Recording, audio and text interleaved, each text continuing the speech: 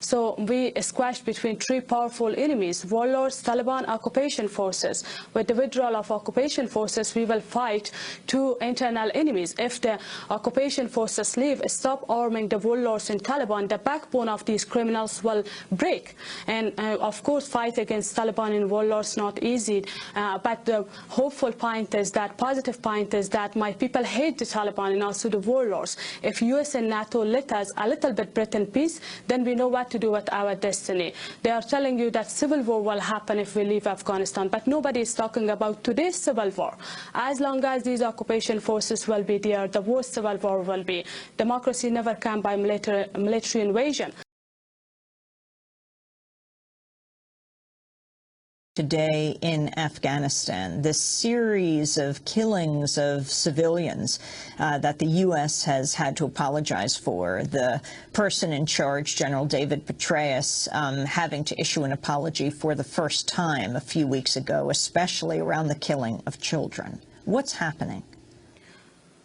You know, our people now, they're fed up from listening, apologize from the White House, these warmongers and NATO governments, and also the puppet regime, mafia, corrupt regime of Hamid Karzai. We want the end of this brutal war, this disgusting war, this occupation as soon as possible. During these 10 years, tens of thousands innocent civilians has been killed, most of them innocent women, children, and men.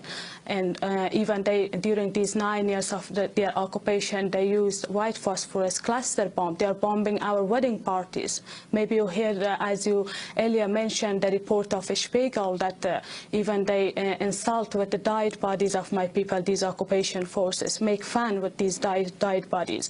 And their government, when they kill innocent civilians doing massacres, they pay $2,000, this bloody dollar, to each victim's family. It means that the lives of Afghan is equal to $2,000 for these warmongers, while most time my people reject these monies. Unfortunately, when Obama took office, his first news for my people was more conflict, more war, because he surged more troops in Afghanistan, and the result of this was more miseries, more massacres, more tragedies. And also, when compared with the Bush administration, 24% civilian deaths increased, and many other miseries, violences, they are going on in my country. And for 1,000 times, the recent report proves that today in Afghanistan, especially these 9 years, the killing of my people for them is like killing the birds. But unfortunately, mainstream media always they slide the truths, and they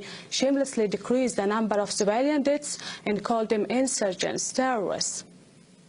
You mentioned, you said the die teams, what's called the kill team, the soldiers that are on trial right now in the United States, these photographs that Democracy Now!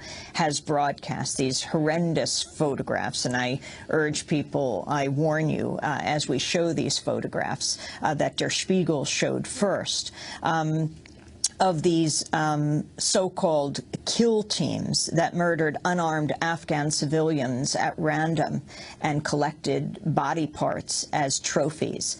How much attention is this getting in Afghanistan right now? These photos not only for Afghans, I believe for millions around the world, as human beings, and for justice-loving people around the world, is heartbreaking. And it was not new for our Afghan people, as every day they are bombing, killing civilians under the name of these terrorists, now negotiating with these fascist Taliban, terrorist Taliban, and also Gulbuddin Hekmatyar. These terrorists come in power, the situation will be more bloody, more disaster for my people. That's why every day when they are bombing, when our people know this news, there are many demonstrations in Afghanistan. There are right now two kinds of resistance in my country. One is the reactionary resistance of these terrorist Taliban that always mainstream media, US government try to make a mountain out of a molehill. Another is resistance of ordinary Afghan people, students of the universities, democratic-minded parties that we have. For example, Afghanistan Solidarity Party is a democratic-minded party, secular party that that recently they did a demonstration in different parts of Afghanistan, in Mazar Sharif, in Kabul, in Jalalabad, in Herat, in Farah province. Hundreds of people joined their demonstration with banners, US out of Afghanistan, and against their brutalities with the pictures of the victim civilians. But nobody listened their voice, even not only the media in Afghanistan, which is not free and never this mafia media give report, also the mainstream media never give report the resistance of these people to justice-loving people around the world. They are the one who should be supported through these democratic-minded parties, intellectuals, activists that we have in Afghanistan. Still they are underground, but they never sit silent, do struggle. Let's support them as much as you can and put pressure on your government that stop this wrongdoing, this war crime under the name of democracy and women's rights. Can you talk about who exactly the U.S. is working with and negotiating right now with in Afghanistan?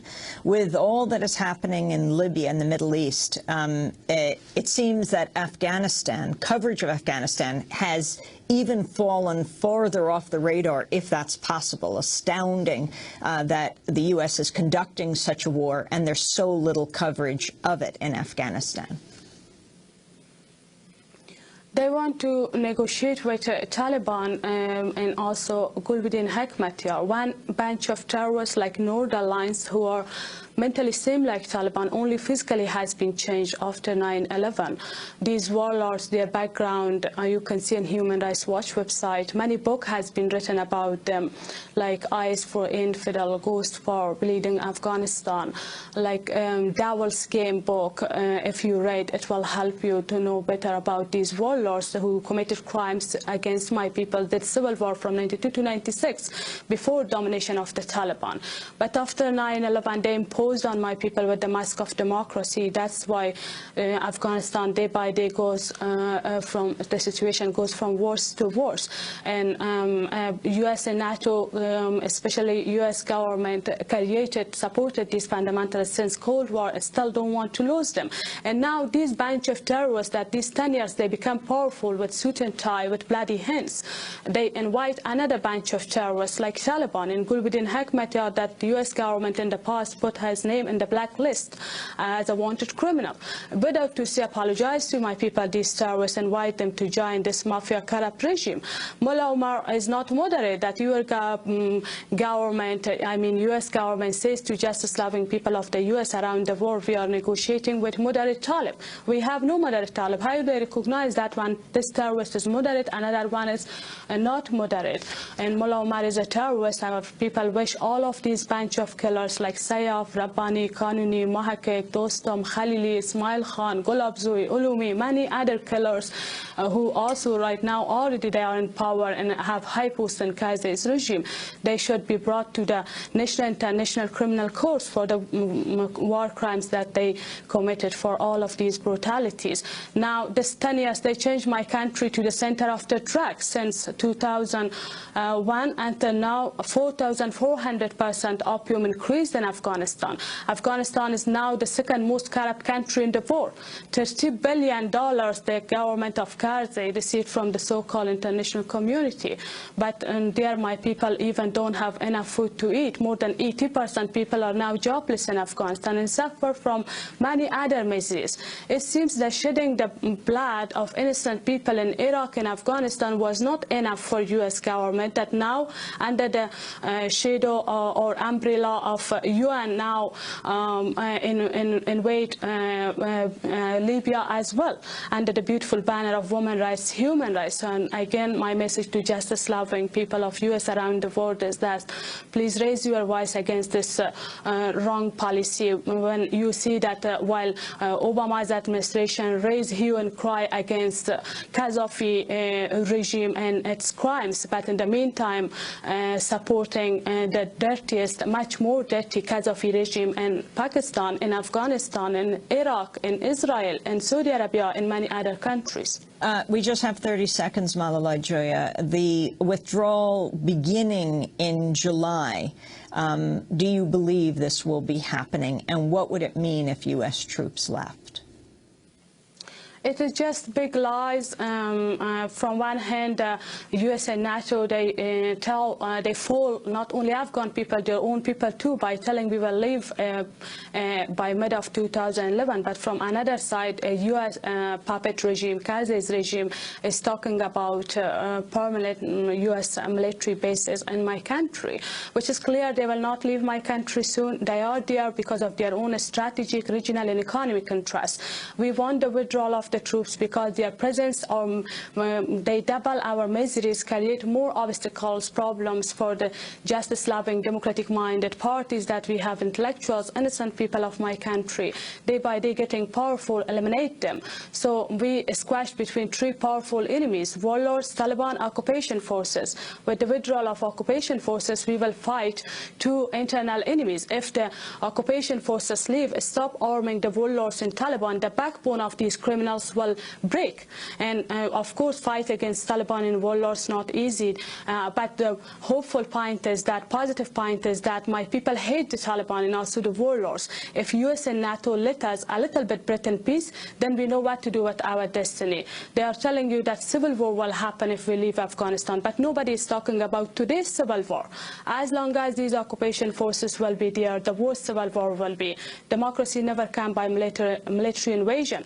Democracy never came by bombing, killing innocent civilians, by cluster bomb or white phosphorus. Anyway, we fed up from this occupation. Now my message of my people is this: we don't want anything good from you, just to stop wrongdoing, just to stop these massacres, just to stop support of these criminals, these terrorists. And in the meantime, I am asking for the solidarity and support of justice-loving people around the world. Their moral support, educational support, because it's the key toward emancipation. Malalai Joya, I want to thank you for being with us. Former member of the Afghan parliament, has survived numerous assassination attempts. Her book is called A Woman Among Warlords. Malalai Joya was named by Time magazine one of the 100 most influential people in the world.